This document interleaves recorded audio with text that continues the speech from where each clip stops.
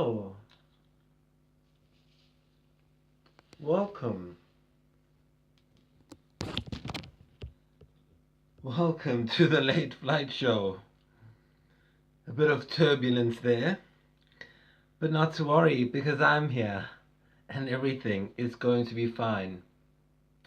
The exits are clearly marked, as you can see, but we won't be needing that because we are safe with our pilot, the champion of the Late Flight Show. So, welcome back. It's very late and we are taking a flight now. We're taking a flight somewhere that people fear to go. Some people fear to go. We are going deep beneath the surface. Now, I've been doing a lot of acting lately and a lot of character development, and I realized that whenever I'm in a scene, sometimes when I snap back out of it, I don't remember what I did or what I said. It's kind of like I escape my body for a moment and I go into a different reality, kind of like a dream.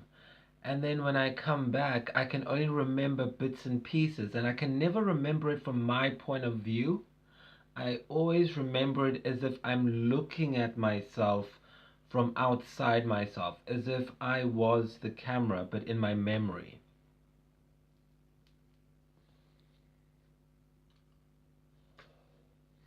Now, a lot of um, actors will say that they feel like an out of body type of experience as well. And I started wondering, isn't that funny? It's almost like being filled with some other kind of spirit in a sense. It's almost like being having an indwelling of some kind, and you can feel that it's you. Don't get me wrong, it's not like you have multiple personalities or anything like that. It's like you can feel it's you, and you know where you have to walk to or where you have to go in the scene, but it just seems like something else is driving the machine. Something else is driving you. Now,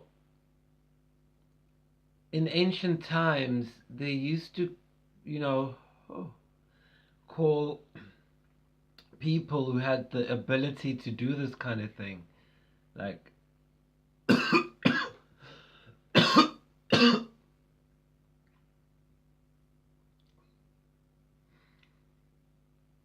they used to call them shamans. Yes. They used to call them shamans, and or sometimes even like gifted. And it was so it was so interesting that they had a section in civilization where people who had this ability to act to act as different things, that they every society has certain needs, and the shamans fulfilled that need. I mean, you can call it magical, you can call it spiritual, you can call it psychological, that people just need something out there to think about or to meditate on. And yes, but at the end of the day, whatever it was, the shamans or the gifted ones were actors. They were being this character that they needed to be to fulfill the need of the people. It's a form of theater, it's a form of performance, and we don't know how the human mind works, so we don't really know what the human mind can do, and perhaps some of us can access certain parts of our brains where we are able to kind of think of an idea and then let that idea take full possession of us, and we still have the free agency to come back into being. And I mean, a lot of actors talk about acting being like a kind of possession. But I mean, the traditional word possession usually brings up imagery of something from outside the body coming in, whereas with acting, it's coming from within you. I mean, you work really hard to find all this information that ends up possessing you.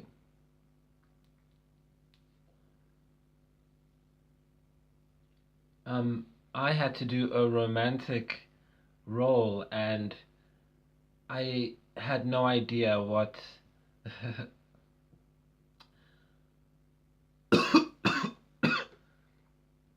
I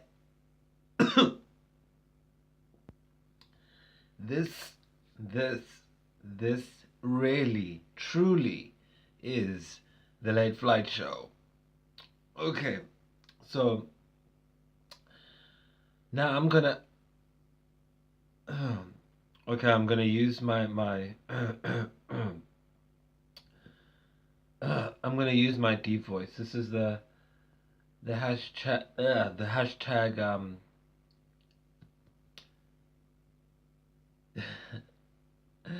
it's the hashtag download challenge. So you have to speak in your lowest voice, and every time your voice goes up, you have to make a mark in your book, and you want to get less than 30 points in a day. So you want to monitor it so that it stays nice and rich and full. Okay? Practice, practice, practice, kids. It's called the hashtag down low challenge. Are you on the down low? Get on the down low. Okay, so when you do a scene as an act, I'm seriously doing this. When you do a scene as an actor, you do get you have to prepare obviously before your scenes in the movie. And I was doing a romantic film, okay, and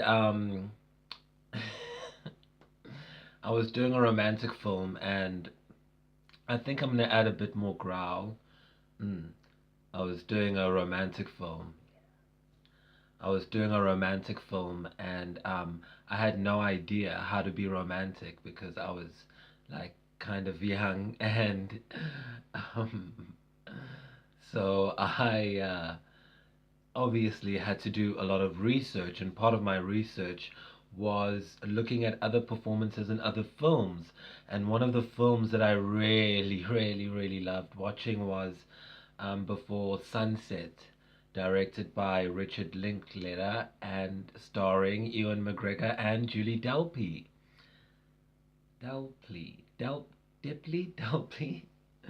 I knew I'd ruin that one, but anyway, the whole film is just focused on the two characters, so you literally get to see um, how we form those kind of bonds with people, like in terms of how you look at them, how, because the camera is literally always just on them, so it makes it really intimate for the viewer as well. And when I watched it, I feel like it downloaded.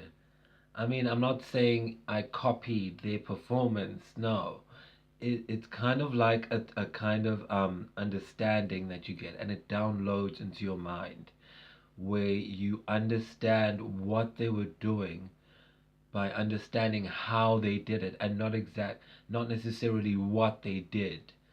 So then when it came time for me to do my scene, I was able to pull it up like a program and literally just feel comfortable and feel like I was there. And that's something that I did, but I had no idea how I did it. And then when I was doing something similar with romance, obviously now I'm older and I have had romance, so I know. And only now I realize the process of what that downloading thing was. The downloading thing was not like some mystical thing where I downloaded Ethan Hawke's performance. No, the downloading was what now I know with experience and with training. Um, it was me taking in what I was seeing by looking at the context of it. And I realized it when I was doing a scene recently, and I used an experience in real life that was romantic. And that's when Uta Hagen's transference technique actually made sense to me for the first time, because before I used to think transference was something where you would have to walk would paste someone's face on your actor, your scene partner. Like if you have to be in a romantic scene, I'm gonna imagine Catherine Zeta-Jones, and I'm gonna take Catherine Zeta-Jones and put her face on my scene partner. And that was always difficult because my scene partner is definitely not Catherine Zeta-Jones. So what I did by watching Before Sunset and not realizing what that download was using transference. So in this film, the recent one, in this project rather, I changed my behavior. So I made it all about the behavior. I made it about how I moved. So I thought about how I moved in the context of that relationship thing. So then it was easy for me to move in that way, because even though it's not there, it was easy to reproduce because I was transferring or using substitution technique. And what I'm really getting at here is that there's no witchcraft or demonic possession in acting. That's ridiculous. It's all technique, and some of us just have an intrinsic ability to download whatever we see and understand it in a 360 kind of a way that allows us to then apply it in our real situations. And then other times some of us actually have to go to training, and we have to go through classes and classes before we are able to understand how to use these techniques. And then other times, some of us just need to be on set and just do it live. And that's wonderful as well. That's okay. I'm not one of those people who say that you have to go to training or you have to go and learn these techniques, but it helps. It helps demystify what acting is. And it helps you not have this thing that even I used to have, where I used to think acting was this weird kind of talent that you either had or you didn't have. It's really it's really not. It's really, really just being still. Acting is being still.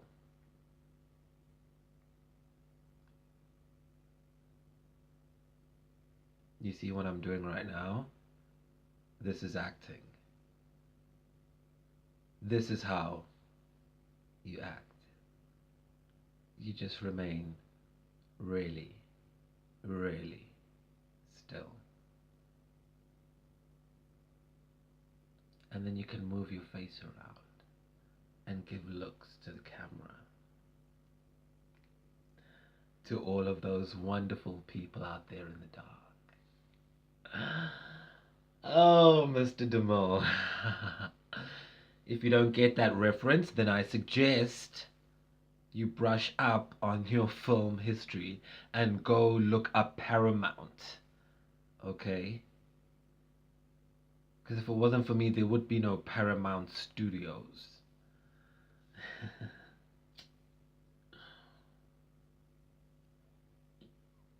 These kids today, I mean, they seriously don't know their film references. How can you call yourself an actor when you haven't seen Gloria Swanson in a silent picture? Like, how can you call yourself an actor if you haven't seen Mary Pickford or Greta Garbo or Fred Astaire? I mean, geez, James Stewart. I mean, they are the originals.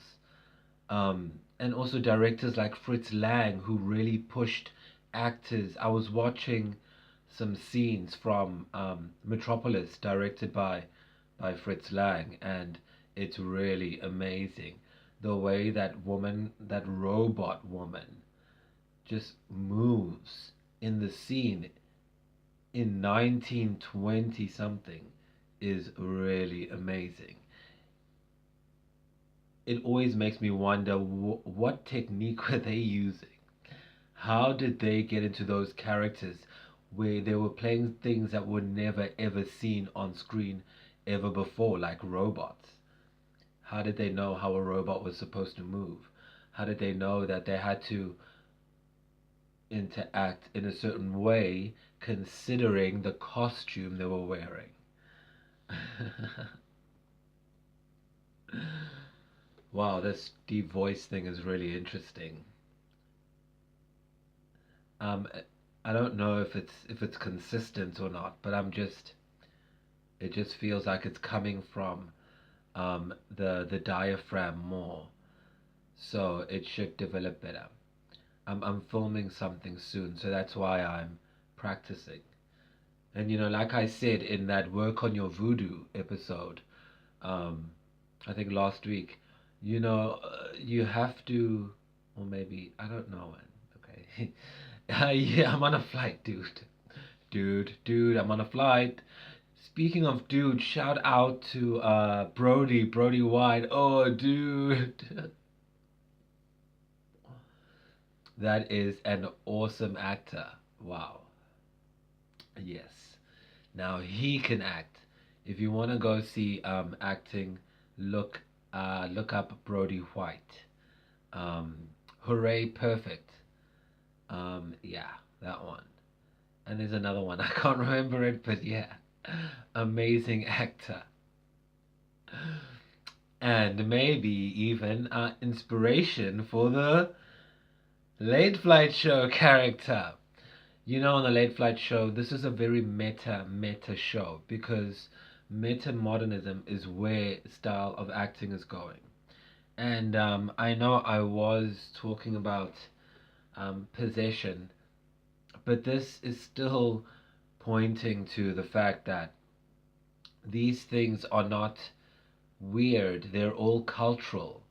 And the ability for some people to act the way they act now is just based on your unconscious observance of reality, and then your ability to translate that into something and give it out, whether it's in comedy like Brody White, or whether it's in makeup tutorials like James Charles and Tati, and whether it's in gossip entertainment like Tasha K and Lovely T, or whether it's in gaming like Tfue and If Chan. What? Sorry, guys. I don't know any of this stuff. I just see what's on my feed. Oh gosh, I feel bad because apparently that the red one. I'm not being shady. Seriously, it's Tfue and F. They're really good guys. Apparently they're the good ones, and they got a tattoo of the guy's name and everything. That's so cute. But yeah, it's all cultural, and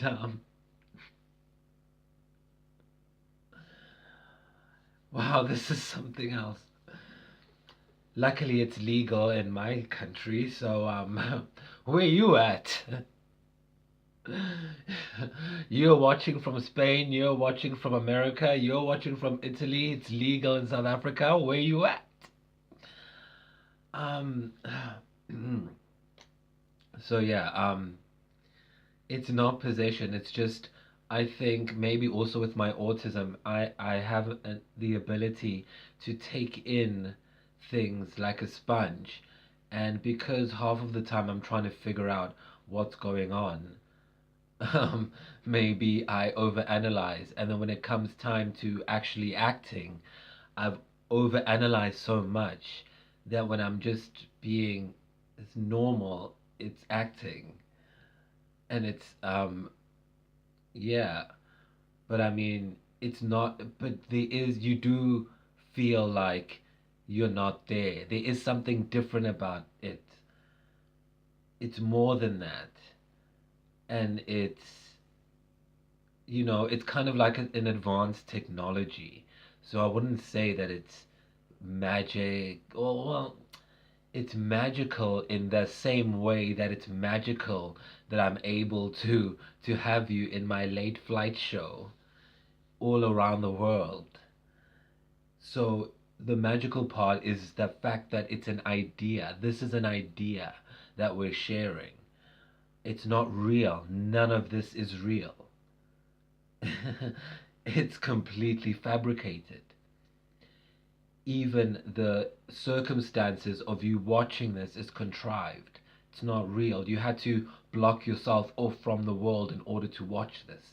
You had to shut the door, get into your bed, or in the office, hide away, watch your shoulder in case your boss comes. Or you probably have it on in the background. Or maybe you're like, what the F is going on here? Why are there work lights in the side? And what does that say? Why do we never see what that sign says? You don't, because, and why is there smoke everywhere but it's not lit? Because it's a contrived environment, and the theater of it all is really created in your mind. What actors do is we provide the ingredients for you to take a flight of fancy, to fly up in the sky amongst the stars. And that's why we are stars, because that's our job. And I know I always talk about civilians and whatever, and it's ha ha ha. But really, we are the shamans of the 21st century. And as an actor, we always have to keep an open mind. And I went to a fortune teller. I mean, and in college, we used to do yoga for class. Like, we used to get to class and we would have to do yoga for like a few weeks, and then we'd do tai chi, because we have to get in touch with our body and our imagination, as Stella Adler would say. 99% of your acting is your imagination. And so I went to this fortune teller, and she said that we are a project for the ancestors, because we live in a world where we aren't in a close society where we can clearly identify the shamans and the witches or the healers. So now we have to use these things. And she told me, she said, these things, that's your witchery now. That's your voodoo. It's no longer going to the forest and getting herbs, and no, now you get a light, you get a camera, you get action, you get a flight. These are the herbs now that we use. These are the herbs that bring us into that alignment. And it's our job, you guys. Like, we were sent here to do it, and there's nothing we can do except do it. So, a lot of actors will go into alcoholism and they'll say, oh, it's this character, it's just taking me over, and they even get suicidal sometimes. But it's not, it's just unraveling that technique that you're using. It's nothing mystical, or it's psychology. And so, just like if I went to 1952 and I gave them I gave them my phone in 1952, and I said, "Here, take my phone." They'll say, "What? What is this black glass? You witch! Get out thee! Get thee behind me with thou art witchery."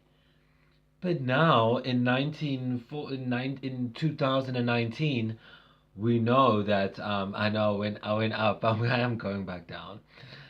In 2019, we know that this box that gives you disembodied voices, like you can conjure voices out of this thing. You can get disembodied voices to come out and speak to thee from this black mirror. You can see your life and other people's lives in this tablet of witchery, in this Ten Commandments tablets. But we know it's just technology. So don't come here telling me actors are possessed or channeling demons or doing nonsense. No, it's technology. Any sufficiently advanced technology is indistinguishable from magic. Arthur C. Clarke's third law. Read a book for once in a while and stop watching documentaries about crop circles and weird people in Asia. Doesn't exist, okay? All that you need is right here on Earth.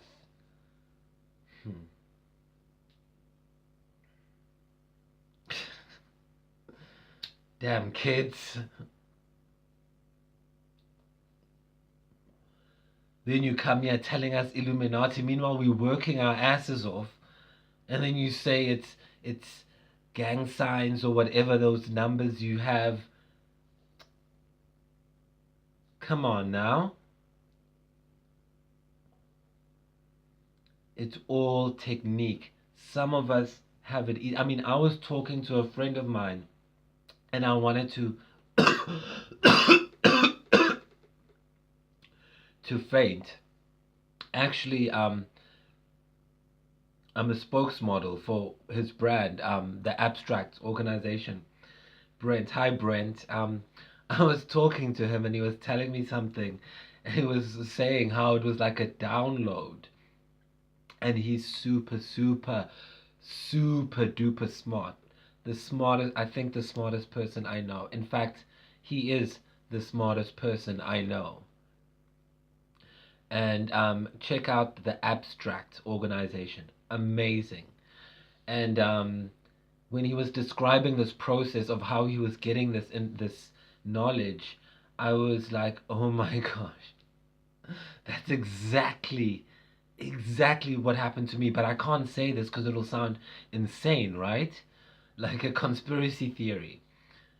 And then obviously with technique you realize, oh no, this is just like when you read a lot and then you go to sleep and then the thing is in your mind and it consolidates while you're asleep, and you pick up subconscious cues and then you're able to feel what it is because of that creative ability. Just like some people are good at boxing, at painting, at teaching, at marketing, at whatever, at call centering, whatever you civilians do. Um, we are good at looking at a situation and taking it in. So, um, acting is not possession. And if it is possession, it's a possession from within yourself to become something else and to change.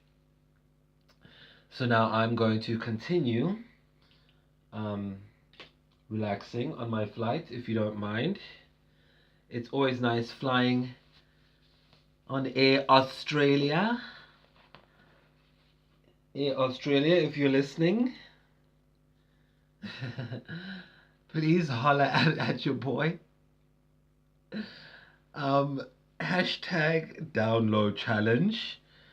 We're going to be doing that challenge for the next few episodes. And see you on the other side.